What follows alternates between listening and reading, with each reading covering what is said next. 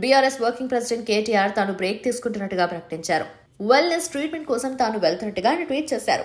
కేటీఆర్ కు అంత అనారోగ్య సమస్యలు లేవు, కానీ ప్రకృతితో సేద తీరేందుకు, రీఛార్జ్ అయ్యేందుకు ఆయన కొంతకాలం ఇతర ప్రాంతాలకు వెళ్తున్నారని అనుకోవచ్చు. కేటీఆర్ ఇటీవలి కాలంలో ఎక్కడికి వెళ్లాలన్నా ఆయనపై అరెస్టును తప్పించుకునేందుకు పారిపోతున్నారన్న ప్రచారం చేస్తున్నారు.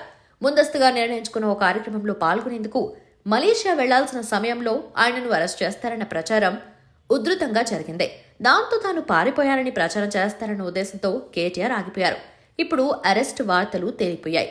రేవంత్ రెడ్డి కూడా జైలుకు వెళ్తే సీఎం అవుదామని ఆశపడుతున్నారని సెటైర్లేశారు. ఫార్ములా ఈ రేస్ స్కామ్ కు సంబంధించి విచారణ చేసేందుకు గవర్నర్ పర్మిషన్ రాలేదు. ఇస్తారని కేటీఆర్ కూడా అనుకోవడం లేదు. లగచర్ల దాడి ఘటనలో ఆయన్ను అరెస్ట్ చేస్తారని అనుకున్న ఆ కేసును పట్నం నరేందర్ రెడ్డి వద్దనే ఆపేస్తున్నారు. ఇలాంటి సమయంలో కేటీఆర్ కాస్త విశ్రాంతి తీసుకోవడానికి ఎక్కడికైనా వెళ్లారని అనుకున్నారు. బయలుదేరి వెళ్లిన తర్వాతనే ట్వీట్ పెట్టారని బీఆర్ఎస్ వర్గాలు చెబుతున్నాయి. కొద్ది రోజులు అంటే ఎన్ని రోజులు చెప్పలేదు. ఎక్కడికి వెళ్తున్నారో తెలియదు, కానీ ఆయన పూర్తిగా పొలిటికల్ ఫ్రీ టైం గడుపుతున్నారని బీఆర్ఎస్ వర్గాలు చెబుతున్నాయి.